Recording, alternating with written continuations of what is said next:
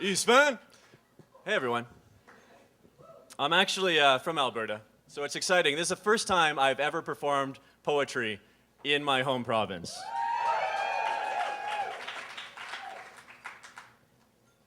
And that's very exciting to me.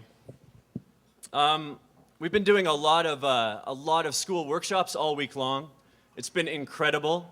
I think we really need to send a giant thank you out to the education coordinator, Mandy Dale. You'll see her around here. Give a huge round of applause for Mandy Dale. She set up workshops in dozens of schools. We have exposed hundreds of students to the art of spoken word, and I think you're going to see a real surge of interest in spoken word across the city. All right, the first poem that I'm going to do for you is a bit of a collab we're going to try here. Since we got DJs, and I'm doing a poem about music, why not have some music? All right, so drop the drone. All right, there we go. I like it. All music is psychedelic. Bach is psychedelic. Lawrence Welk is psychedelic. Katy Perry is no less psychedelic than Radiohead, just much crappier. Marching songs are psychedelic. National anthems are psychedelic. Jingle Bells is psychedelic. You don't need LSD to know this. Just listen to all the prosaic sounds, crunching, whirring, and slurping through our everyday ears. Some frequencies rise into a moaning, a humming, a droning, and of those, certain sound waves gain tones over tones, echoing out and rebounding in, harmonic oscillations with a strange power to hammer on the tuning fork inside us. We could have called it holy fuck invisible magic, but we named it music.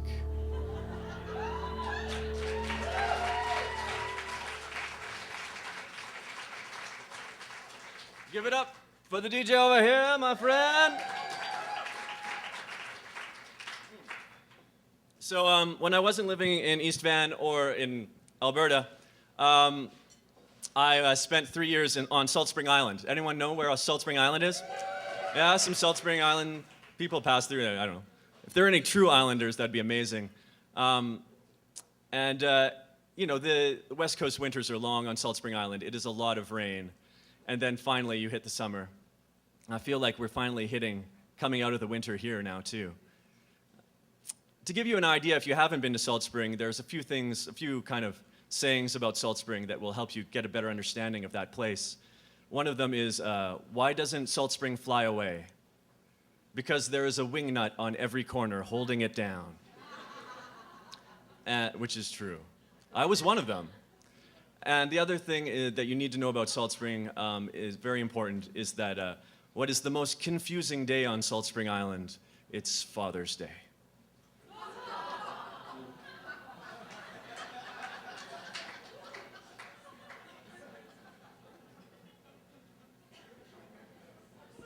This poem is called A Lover to End Winter. The rain, the brutal punishing rain, the rain batters my bedroom window, turning my attempts at sleep into night-long delirium. And I don't usually pray, but this night I do. Not for sleep or world peace. No, when I clasp my hands together, I am praying for a lover to end this winter. This prayer turns my cabin into a chapel, only the congregation lives outside. The cedar tree, the cirrus cloud, the mycorrhizal fungi, they have been waiting for a long time, watching as she approaches down a wooded aisle lined with snowdrops and crocuses. Finally, she arrives at my door, disguised as an old friend, on a February afternoon when the sky is one long slab of slate. So this is what rustic looks like, she says. Why bother with insulation, I reply, when you can have cedar walls instead? So we huddle before the fire, sipping tea, gossiping, recommending books, sipping tea, listening, and trading restless looks. My wood stove coughs and wheezes, anticipating the end of its marathon. I'd like to give you an orgasm, said in an almost offhanded manner, sparks an undressing. Off come fleece socks. Off come fleece vests. Off come fleece pants. All the fleece armor must come all off. Our skin gasps at the air like a diver resurfacing, and each tiny silken hair standing on end twitches as if yelling liberation. Finally, quite solemnly and piously, we roll off our toques.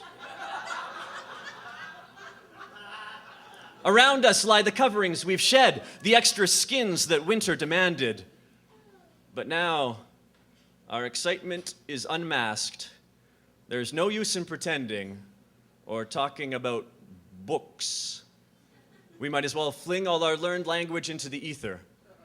Facing each other in front of the fire, we crouch, coil, make silly animal noises, and then spring. Thanks, guys.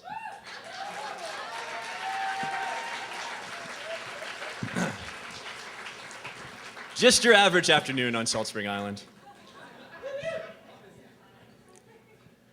For some reason, I had managed to get it into my head that James Joyce had visited Canada and gone back to Paris saying that Canada was the land of silence, exile, and cunning. And I loved that. I thought, that's so perfect. That just sums up some one aspect of Canada.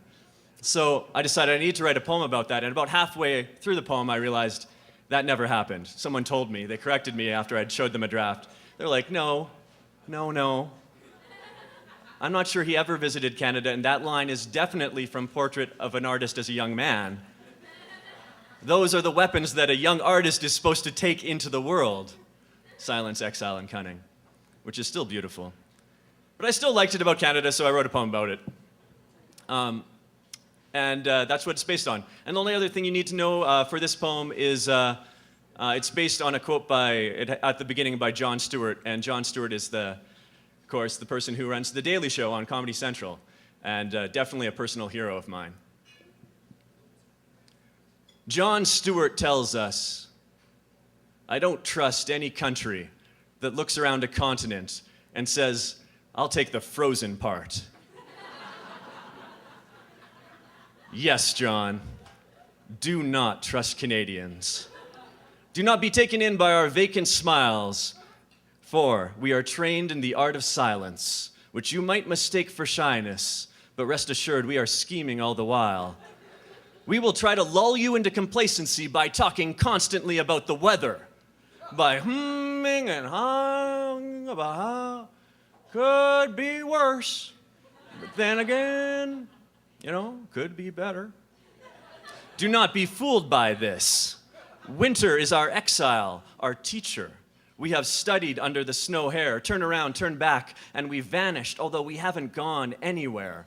And that buzz that you hear there on the CB, well, that's Sir John A. giving directions to which snowbank holds the moose meat. Of course, you're going to need a copy of Trudeau's popular guide, From the Grill on Your Car to the Grill in Your Backyard, or Diefenbaker's classic, Flavors of the Highway Side Diner, now low in trans can. Personally, I prefer Pearson's Everyday Sauces for Boreal Stew over Harper's latest offering, Prairie Oysters for Two, if you know what I'm saying. So, what I'm saying is, we always mention we have no real weapons, no ways in which we could possibly harm you. And then, once our self-deprecating charm has disarmed you into thinking we're friends, what follows is a slow poisoning of your confidence through a series of half-jokes that twist your synapses, because half the joke makes fun of ourselves and the other half circuitously refers to something or other that happened in 1812. Well, there you are, there you be, and there you go. Must be some bush madness black magic we picked up from all the solitude or the snow. Probably both. You don't want to know how we got through those centuries of winters alive, all the things we had to do and do without to survive. Let's just say some of them weren't exactly pretty or nice. Anywho, John, and all of you, do not trust Canadians, and especially don't trust me. I'm notoriously Canadian, and everything I've told you may be nothing but my cunning, my pathological, patriotic cunning at work again. Thanks.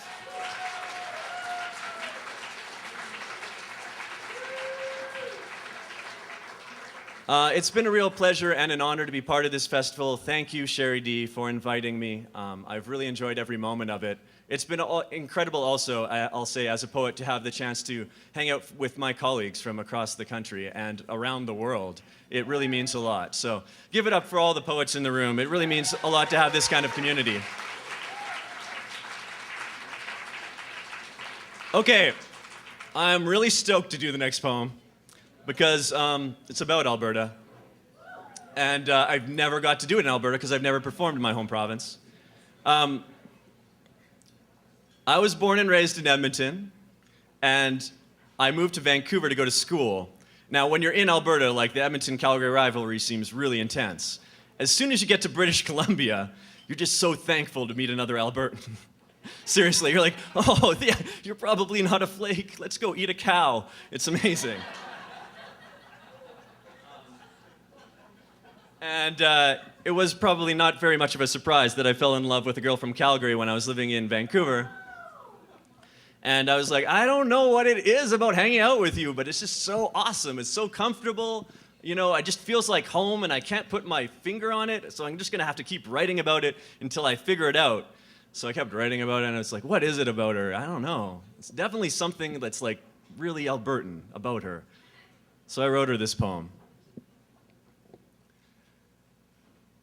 I like the way you drive. And I like the way you swear. It reminds me of home. I like the way you swear while you're driving. And I like the way you drive home your swears. Because when you say fuck, you mean it. And when you say shit, I taste it. And when you tell me to go eat a dick, I admire your creative flair. Because you are clearly a girl who knows how to swear. And it brings me back to where I was raised, to where you were raised, to Alberta, where driving and swearing are considered basic survival skills.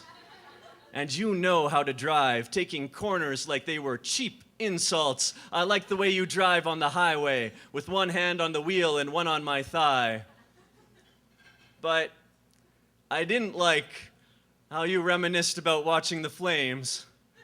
So, I reminisced about watching the Oilers, and something inside us went Transformer, flipped into grudge match battle mania mode.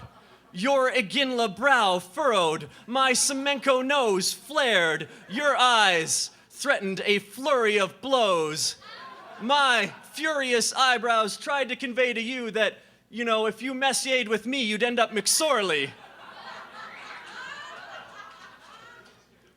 The Capulet and Montague, written in our blood, or on our jerseys at least, flared for a moment until we doused it with a bucket of laughter and curses. What the hell was all that about, we said. And the fact that when I was traveling overseas after the 1988 Winter Olympics, and I had to refer to my hometown as a 3-hour drive north from your hometown for non-Canadians to even have the slightest clue of where I came from, that doesn't bother me anymore.